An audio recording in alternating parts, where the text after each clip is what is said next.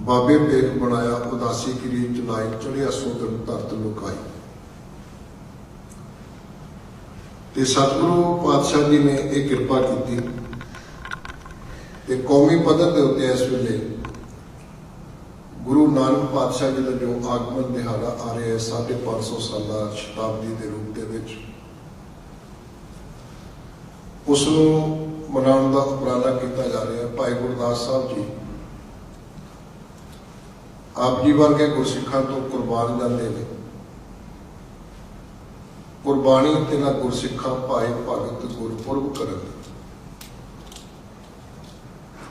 पुरब लफ्ज़ जिहड़ा है ये दिहाड़ियां वास्ते भी वरत्या जाता, जिमें कि आपां ये जानते हाँ कि 10 पुरब बड़ी महत्ता रखते हैं उन्होंने लोगों के विच। 10 पुरब का भाव 10 पवित्र दिहाड़े, ये भी अर्थ किए जाते हैं और ठीक अर्थ ने। लेकिन भाई कान सिंह नाभा जी ने जो एनसाइक्लोपीडिया के अंदर महान कोश के अंदर ये अर्थ किए ने, उन्होंने पुरब का अर्थ इत्थे गुरपुरब का अर्थ दिहाड़ा नहीं किया, बल्कि संस्कृत रूट तो लैके पुरब का अर्थ किया है जस वडियाई। उन्होंने गुरु ग्रंथ साहब जी के विचों रैफरेंस कोड किया है, एक पुरब मैं तेरा देखिया तू सबना माहे रवंता, कि मैं तेरा एक जस वेखिया वडियाई वेखी कि तू केवल किते कैद नहीं किया जा सकता बल्कि सर्वव्यापी है। तेरी सर्वव्यापकता की ये वडियाई देख के हर मनुख जिहड़ा है वो आनंदित हो रहा है कि गुरपुरब का भाव केवल दिहाड़ा मनाना नहीं बल्कि गुरु का जस करना, गुरु की वडियाई करना। ते गुरु की वडियाई का भाव सतगुरु पातशाह जी ने जो सिद्धांत सानू बख्शिश किए ने, उन्होंने सिद्धांतों को समझना, उन्होंने सिद्धांतों को प्रचारना प्रसारना, ताकि जो गुरु अर्जन पातशाह जी ने अगे जाके संसार के सामने एक गल खोल के लिया प्रगट की है, ज्ञान ध्यान किश कर्म ना जाना सार ना जाना तेरी, सबसे बड़ा सतगुरु नानक जिन कल राखी मेरी। इस सिद्धांत की पालना ते इस सिद्धांत का प्रचार ते इहनूं उजागर किया जा सके। इस करके गुरपुरब मनाउण का भाव कि गुरु का जस करना, गुरु की वडियाई करनी, गुरु की वडियाई को समझ के उस मार्ग के पंथी बन। गुरु नानक पातशाह जी को संसार में उस मालिक ने भेजा है और गुरु एक बारी है। अगे जिन्ने भी गुरु साहबान गुरु अंगद साहब जी तो लैके बाकी गुरु साहबान ने उन्होंने सिख बन के फिर ये दात प्राप्त की है, सिक्खी को कमाया ते कमान तो बाद वो रुतबा प्राप्त होया नानक बनने का। ये सतगुरु पातशाह जी ने संसार में आके जो अकाल पुरख ने उन्होंने भेजा, सुनी पुकार दा तार प्रभ गुरु नानक जग माहे पठाया। पठाया का भाव विशेष तौर के उत्ते जदों धर्म भी बिगड़ गया, राजनीतिक तौर पर बिगाड़ पै गया,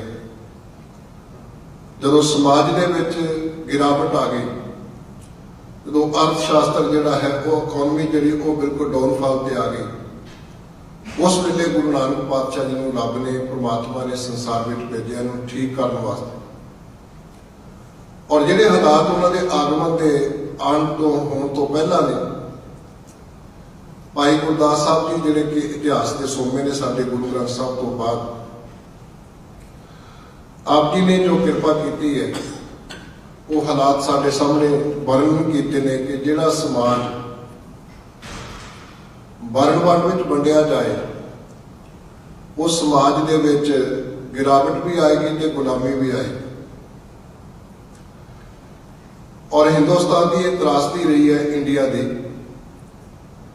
कि उत्थे वर्ण वंड ने गुलामी पैदा की, वर्ण वंड के कारण देश गुलाम होए।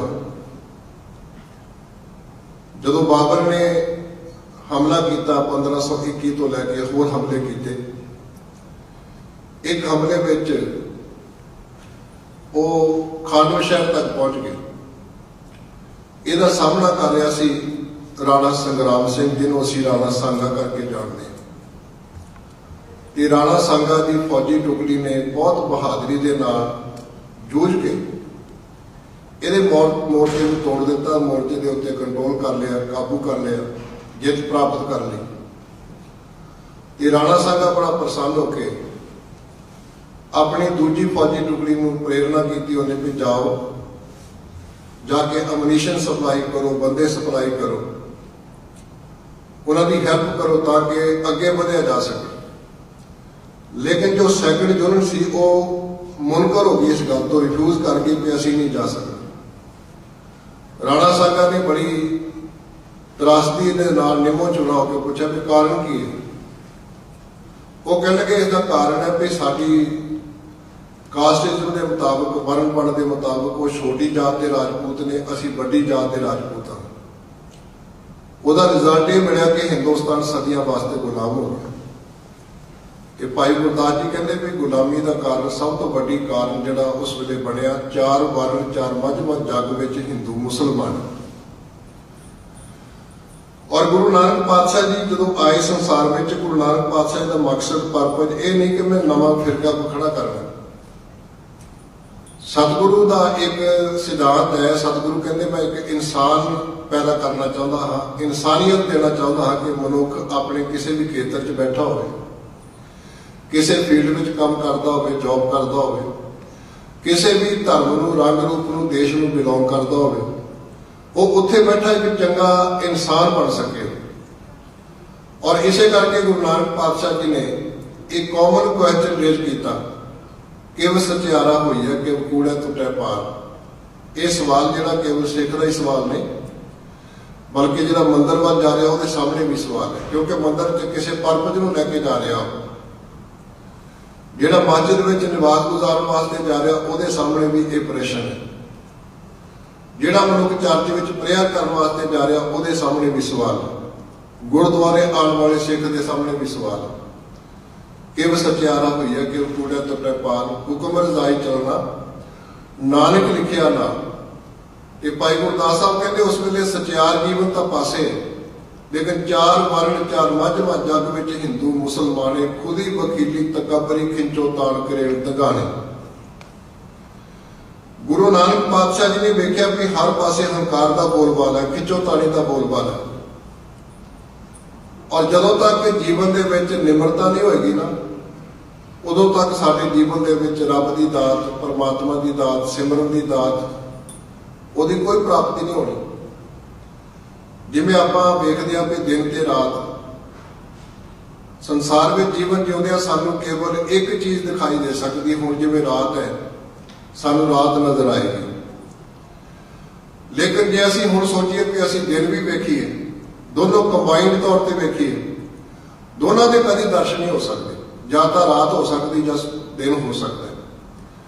सतगुरु कहते भी इवें ही जिंदगी के विच या तो हंकार हो सकता, हौवै हो सकती है, या फिर रब हो सकता है। दोनों चीज़ां कंबाइंड नहीं हो सकती, जिसनूं सतगुरु ने इको फिक्र च बंद किया, हौवै नावे नाल विरोध है, दोए ना बसा एक ठाए। ते उस वेले विद्वान जिहड़े ने, धार्मिक लोग, उन्हां दे अंदर भी, राजनीतिक लोगों के अंदर भी, समाज के अंदर भी, और हर थां दे उत्ते हंकार का बोलबाला, खुद ही वकीली तकबरी, खिंचो तार करेण धिंगाणे, धिंगाणे का भाव धक्का करना। और जिथे धक्का होंदा होवे, गुरु नानक पातशाह जी नज़रां विच जिहनूं कलयुग कहते हैं, वो कलयुग उत्थे वापरदा। आम तौर पर असीं उन्हां लोगों के नाल ला के सोचते हैं भी कलयुग की इन्नी उम्र है, सतयुग की इन्नी उम्र है, त्रेते की, द्वापर की। लेकिन गुरु नानक पातशाह जी ने अपने ढंग नाल व्याख्या दी, जिवें आसा की वार के विच भी आपां रोज पढ़ते हैं, कलयुग रथ अग्न का कूड़ अगे रथवा। फिर आपां मथुरा की साखी पढ़ते हैं कि जदों गुरु नानक पातशाह जी उत्थे पहुंचते हैं, चोबे के पंडितां दे नाल सतगुरु की चर्चा होती है, कन्वरसेशन होती, विचार वटांदरा होंदा। ते उस विचार वटांदरे की गल दे विच भाई मरदाना जी जिहड़े गुरु नानक पातशाह जी के साथी ने, नाल मिशनरी वर्क कर रहे हैं, धर्म प्रचार की सेवा निभा रहे, और 50 साल तक आप जी ने साथ दिता, संगत की। वो सतगुरु के सामने एक मसला खड़ा करते भी सच्चे पातशाह मेरे मन च बार बार सवाल उठ रहे भी चंचल बड़े ने, इन्हों के अंदर चपलता बड़ी है, शैतानी बड़ी है, टिका नहीं जीवन का महसूस होता मैनू। तो सतगुरु ने जो पूछा तो बड़ी बनाई गल के मुताबिक जिवें असीं कड़ाह प्रसाद के वेले कहने भी सतगुरु ने हुक्म किया असीं कलयुग अंदर आ सकता है, उन्होंने लोगों ने भी इस तरह जवाब दिता भी सच्चे पातशाह गुरु नानक साहब जी कि हुण कलयुग का समा इस करके चंचलता बड़ी पई हर मनुख के अंदर। तो गुरु साहब जी ने विज्ञानक ढंग से जो गल पूछी भी सोई चांद चढ़े से तारे सोई दुनिया तप्त रहे सा धरती सा पौन चढ़ारे जुग जी खेले थाम कैसे जीवन तल निवार होवे परवाना करे धिगाना कल लखन विचार। जिहड़ा मनुख किसी भी तरह का धार्मिक आगू होवे, राजनीतिक आगू होवे, समाजिक आगू होवे, जदों लोकां नाल धक्का करे, जुल्म करे ना, सतगुरु कहते कलयुग के ये लक्षण ने, साइन ने, ये सिंबल है कि उत्थे कलयुग वरत रहा है। इस करके सतगुरु कहते भी जीवन के विच एक बिरती है, एक सोच है, एक विचारधारा है कलयुग की। और जिन्होंने गुरु अर्जन पातशाह जी ने रबी विछोड़े के विच भी गल की, एक घड़ी ना मिलते तो कलयुग होता, वख-वख सोच दे विच। लेकिन जो जुल्म हो रहा हो उस जुल्म के करने वाले लोग कलयुग की जिंदगी जी रहे हैं, वो समाज जो जुल्म को सहन कर रहे हैं वो भी कलयुगी जीव होकर जिंदगी जी रहे हैं। खुदी वकीली तकबरी खिंचो तान करेण धिगाने।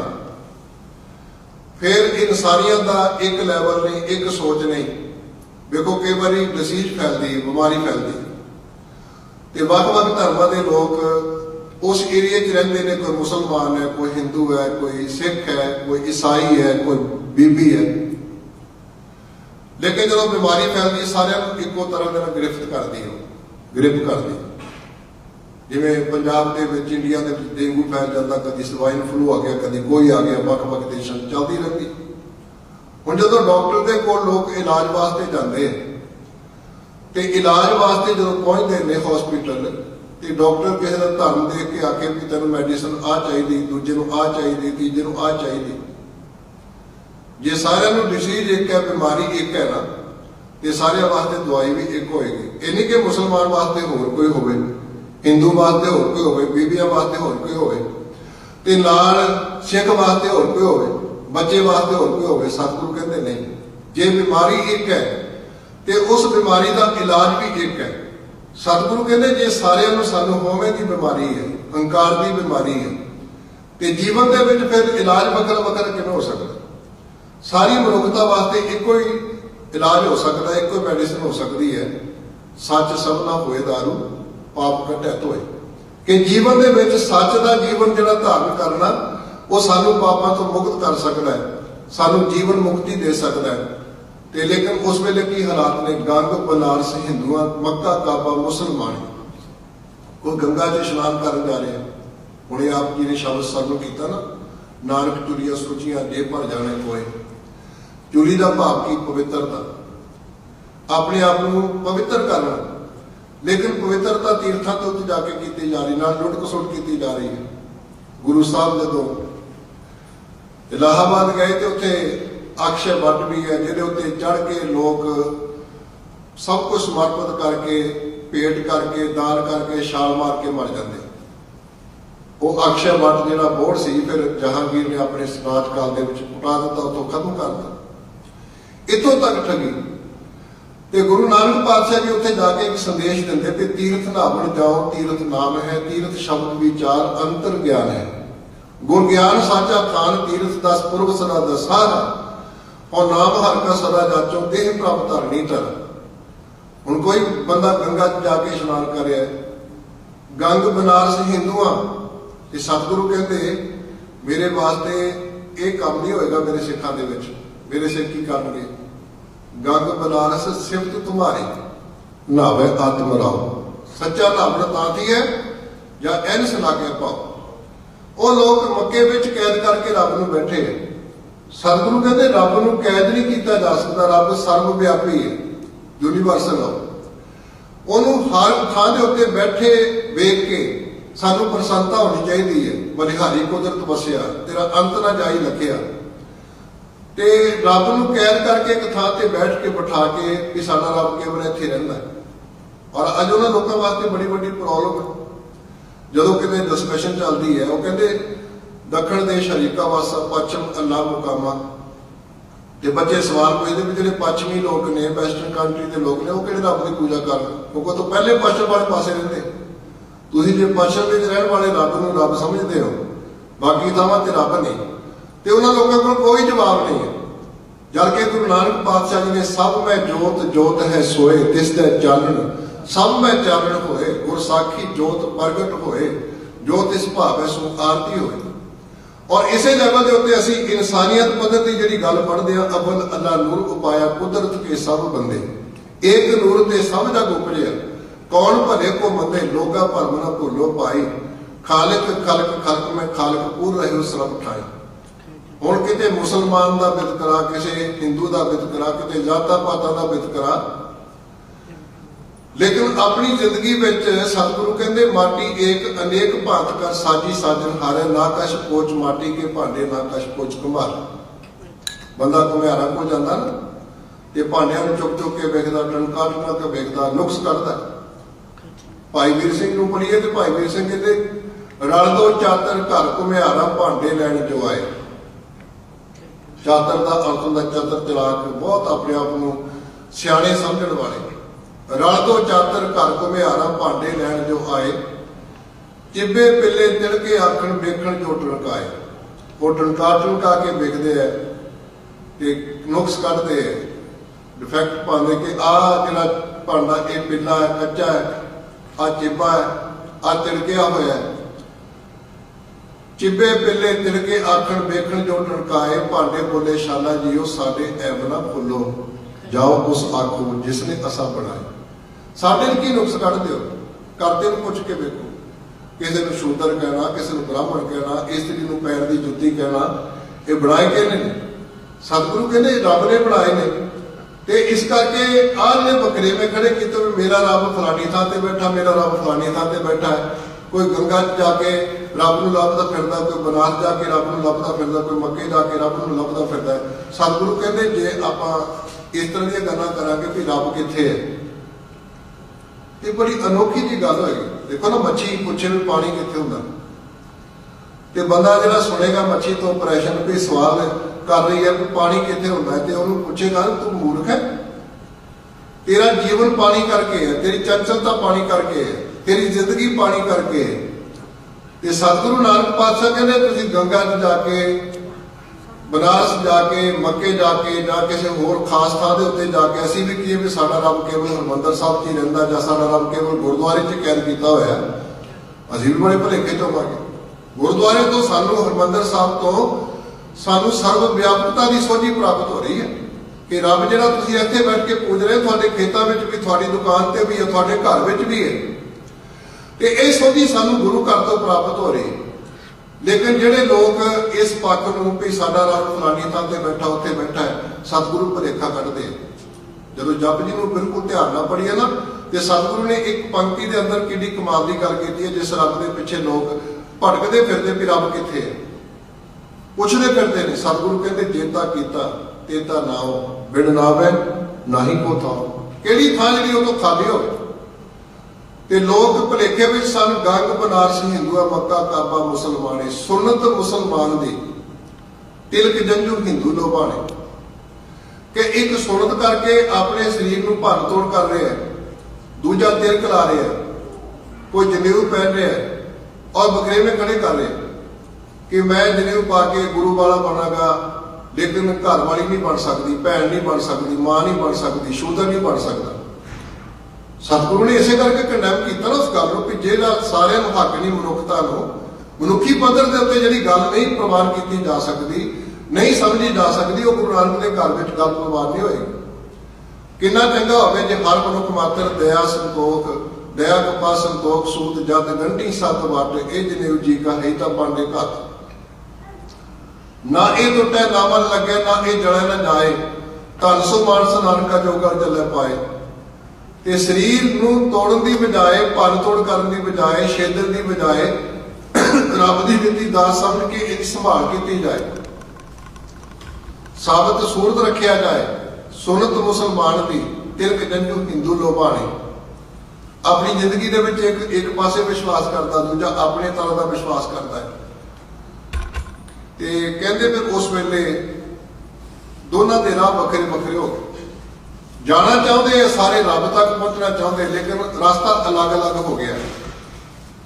देखो जे मकसद एक होवे ना ते रास्ता चंगा होवे, फिर किसी साधन राही किसी रास्ते राही जे नीयत साडी ठीक होवे उत्थे पहुंचण वास्ते, तां फिर सानू कोई प्रॉब्लम नहीं हुंदी। गुरु नानक दे घर विच कोई प्रॉब्लम नहीं। देखो गुरु घर तुसीं आए, कोई ईस्ट तो आ रहा, कोई वैस्ट तो आ रहा, कोई नॉर्थ तो आ रहा, कोई इधरों साउथ तो आ रहा, वख-वख डायरैक्शन तो आए। ਜਿਹੜੇ ਨੇੜੇ ਰਹਿੰਦੇ ਹੋਣਗੇ ਉਹ ਤੁਰ ਕੇ ਵੀ ਆ ਜਾਂਦੇ, ਪੈਦਲ ਆ ਜਾਂਦੇ, ਕੋਈ ਗੱਡੀ ਤੇ ਆ ਰਿਹਾ, ਸਾਧਨ ਵੀ ਵੱਖਰੇ ਵੱਖਰੇ ਨੇ। ਲੇਕਿਨ ਸਾਡਾ ਸਾਰਿਆਂ ਦਾ ਮਕਸਦ ਕੀ ਸੀ? ਗੁਰੂ ਘਰ ਪਹੁੰਚਣਾ।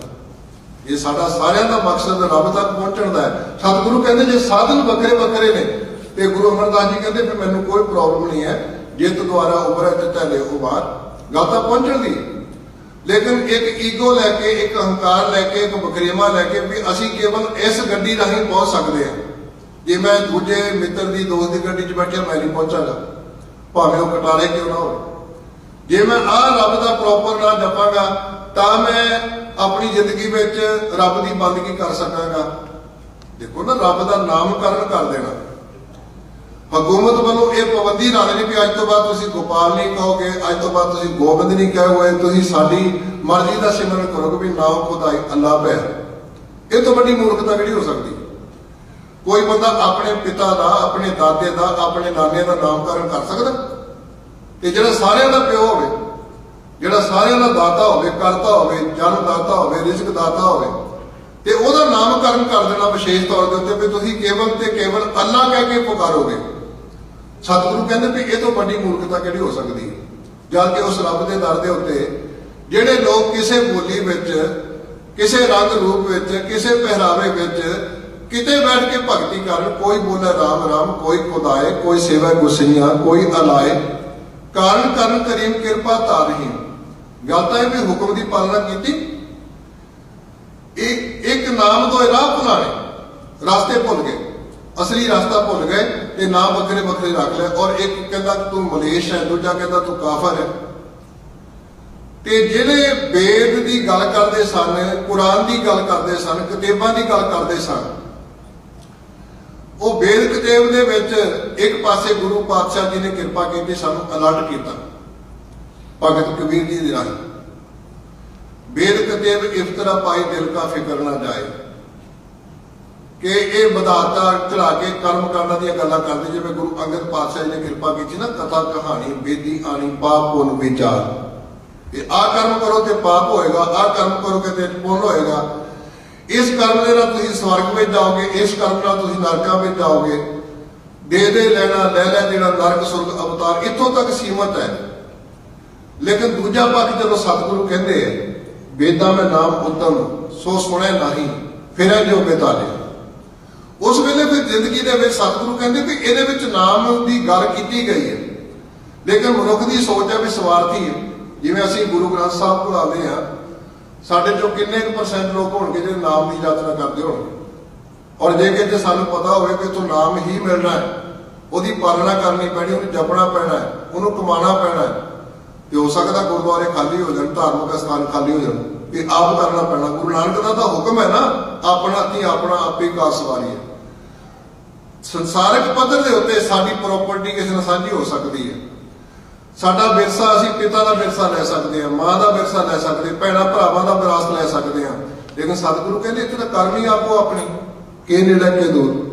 ਇਹਦੇ ਵਿੱਚ ਵਿਰਾਸਤ ਵਾਲੀ ਗੱਲ ਹੀ ਕੋਈ ਨਹੀਂ। ਇੱਥੇ ਆਪ ਜਪਣਾ ਪੈਣਾ, ਆਪ ਕਰਨਾ ਪੈਣਾ। ਦੋ ਟੂ ਗੱਲ ਕੀਤੀ ਗੁਰੂ ਨਾਨਕ ਪਾਤਸ਼ਾਹ ਜੀ ਨੇ, ਆਪਣੇ ਹੱਥੀਂ ਆਪਣਾ ਆਪੇ ਹੀ ਕਾਰ ਸਵਾਰੀ। ਤੇ ਉਹ ਲੋਕ ਵੇਦਾਂ ਤੇ ਕਿਤਾਬਾਂ ਦੀ ਅਸਲੀਅਤ ਨੂੰ ਭੁੱਲ ਕੇ ਮੋਹੇ ਲਾਲਚ ਦੁਨੀ ਸ਼ੈਤਾਨੇ, ਵੇਦ ਕਿਤੇ ਭੁਲਾਏ ਕਿ ਮੋਹੇ ਲਾਲਚ ਦੁਨੀ ਸ਼ੈਤਾਨੇ, ਉਹ ਸ਼ੈਤਾਨ ਦੇ ਪਾਸੇ ਤੁਰ ਪਏ। ਉਹ ਕਹਿੰਦੇ ਨੇ ਲੋਕ ਵੀ ਸਾਡੇ ਇੱਕ ਸ਼ੈਤਾਨ ਫਿਰਕਾ ਜਿਹੜਾ ਰੱਬ ਤੋਂ ਤੋੜਦਾ ਪੱਛਮੀ ਸਭਿਅਤਾ ਵਾਲੇ ਲੋਕ ਮੰਨਦੇ ਆ।